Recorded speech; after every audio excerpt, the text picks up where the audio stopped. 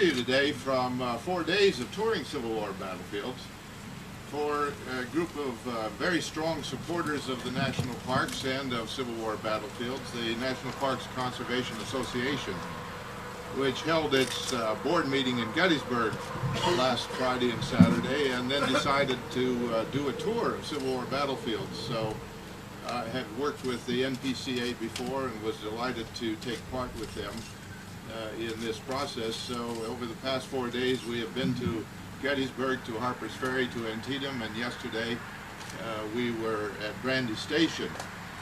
And all of these, of course, are a build-up in some kinds of ways to the 1864 campaigns, and especially Grant's Overland Campaign, which was started right here. And let me quote for a moment from General Grant's memoirs, probably the greatest memoirs that came out of the Civil War, and if some noted authors and literary critics are correct, perhaps the greatest military memoirs since Julius Caesar's Commentaries. Soon after midnight, May 3rd, 4th, 1864, the Army of the Potomac moved out from its position north of the Rapidan to start upon that memorable campaign destined to result in the capture of the Confederate capital and the Army defending it. This campaign, Grant continued, was not to be accomplished, however, without as desperate fighting as the world has ever witnessed. Not to be consummated in a day, a week, a month, or a single season. The campaign now begun was destined to result in heavier losses to both armies in a given time than any previously suffered. And the most intense concentration in the shortest period of time of those casualties during the 11 months that started on that night of May 3rd, 4th, 1864, happened right here at the Battle of the Wilderness, and many of them within a stone's throw of where we're standing. Nearly 30,000 casualties to the two armies, the Army of the Potomac and the Army of Northern Virginia, here at the Wilderness battlefield. Now, over the years, I have taken a great many people on Civil War battlefield tours. I sort of cut my teeth on that as a professor at Princeton University teaching the Civil War period, when in response to student demand, I suppose, at least student entreaties, I started taking students to Gettysburg, which is the closest of the battlefields to where I live in Princeton, and the one, of course, that most people who may not have heard of much else about the Civil War have heard of Gettysburg. So I started bringing students. The first year we had only a half a dozen. By the time I retired, there were about 200 or 300 trying to come on these tours. And I've also given tours to Princeton alumni, to other groups, church groups, local adult education groups, in addition to people like the members of the board of the National Parks Conservation Association over the years. And it's a wonderful experience for me as a teacher and a former teacher to do these battlefield tours, because the feedback I get, and this happened again with several people just over the past 3 or 4 days, is that, well, I've read a great deal about the Civil War, or I've read a great deal about this, that, or the other battle, but until we came here, I really didn't understand. You must go to the battlefields in order to understand what happened there. Reading about it is, of course, an important preparation for that, and reading about it afterwards, once you've actually seen the terrain, is a way of reinforcing what you've seen and what you now have understood for the first time. But what's gratifying to me as a teacher is people who say, well, I've really learned something from this experience. But going to, taking groups like this to Civil War battlefields, and including this one and the other 3 that are administered by Russ Smith's office, Fredericksburg, Chancellorsville, and Spotsylvania, is the emotional connection between those of us now in the 21st century walking this hallowed ground, and the people 150 years ago who fought and in many cases died on these battlefields. To come here is to achieve a kind of empathy and understanding and kind of an emotional, a deep emotional feeling. And I've seen it happen many times with those who have gone before us. It really deepens their understanding of where this country has come from and how it got to be the way it is today, to understand the Civil War and especially the men who gave, as Lincoln put it at Gettysburg, the last full measure of devotion on these battlefields. And on many occasions I have seen people break down in tears as they contemplated the events that happened right where we are today and where they were when we were doing these tours. That has happened to me here at the Wilderness when people have been right here, or they've been down at the intersection of the Brock Road and the Orange Plank Road, where other significant fighting took place in this battle. As they understand what happened to, in some cases, their own ancestors, they will sometimes break down in tears, and you can see even those who are managing to hold back the tears, the emotion that's in their eyes. And believe me, there's no better way to understand and connect with history than to go through that kind of emotional experience.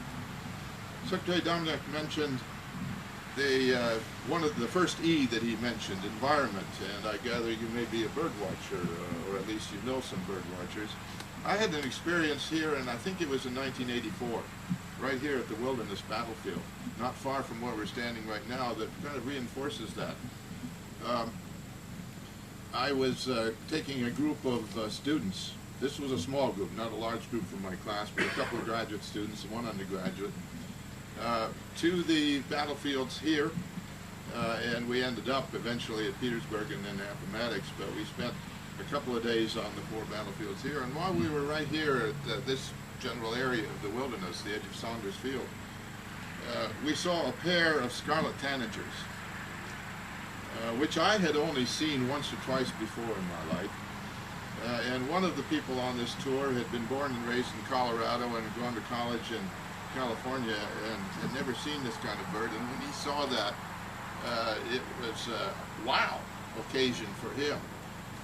So not only do we connect with the past through our experiences on the Civil War battlefields, we can connect with the world of nature here and on places like this that have been conserved and one hopes will be conserved for all time. Where does the Battle of the Wilderness fit in this story of the Civil War? We can all identify key turning points in the American Civil War. I've done so in my own writing. I would say that the Battle of Wilderness is a contender for one of the most important turning points in the Civil War. Because if it had come out differently, or if General Grant had made a different decision after the 2 bitter, vicious days of fighting, May 5th and 6th, 1864, here in the Wilderness, the whole course of the Civil War might have gone differently after May 6th, 1864, and maybe even the whole course of American history since that day 146 years ago. At the late afternoon of May 6th, after a day and a half of fighting, General John Gordon finally got permission to launch a flank attack on the right flank of the Union forces. Frank, you'll have to tell me how far, but maybe a mile or so to my right rear.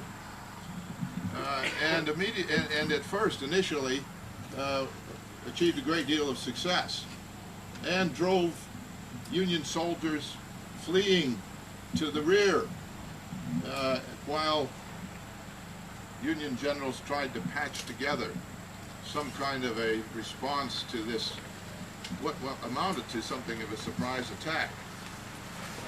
And during that period, on the evening of May 6th, a number of panicked officers galloped up to Grant's headquarters, just down the road or so, about a mile and a half to your right.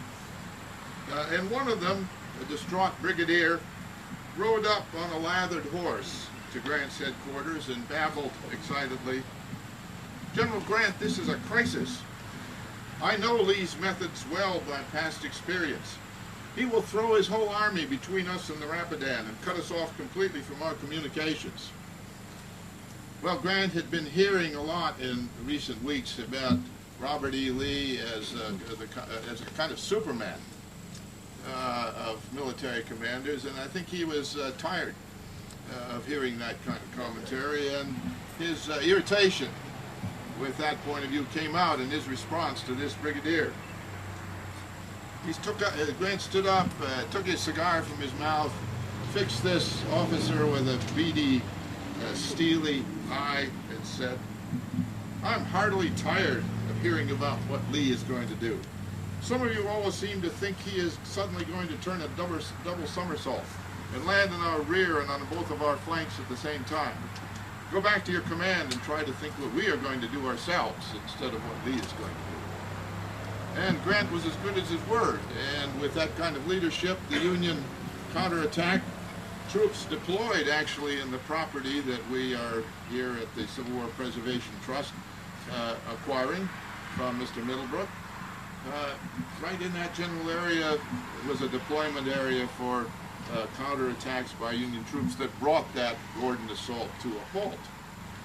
Even so, the Army of the Potomac had taken a lot of punishment over the past 2 days, and many veterans in that army who had fought here, not far from here in the Battle of Chancellorsville, exactly 1 year earlier, thought that Grant, like Hooker, would decide to retreat back across the Rapidan, the Rappahannock rivers, and maybe start the campaign over again somewhere else.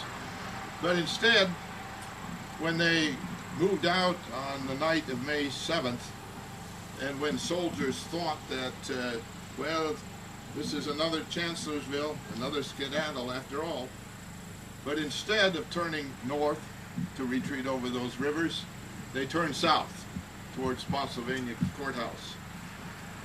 And as one soldier later, who had gone through this experience, wrote, "Our spirits rose. Despite the terrors of the past 3 days to come, we marched free. The men began to sing." Grant had promised Lincoln that whatever happens, there will be no turning back. And now he was proving it.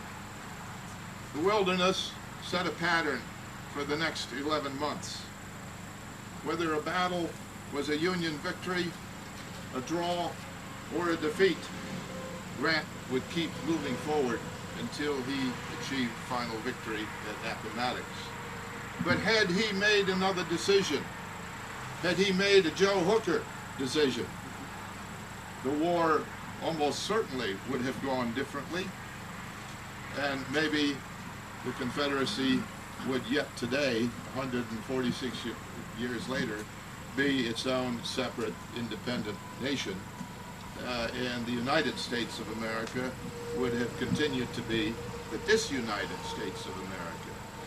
So what happened here, and especially what happened with the new leadership, the new sheriff in town for the Union armies, General Ulysses S. Grant, carried an enormous amount of fate for the future of the United States, and I suppose one could even go beyond that and say the future of the world.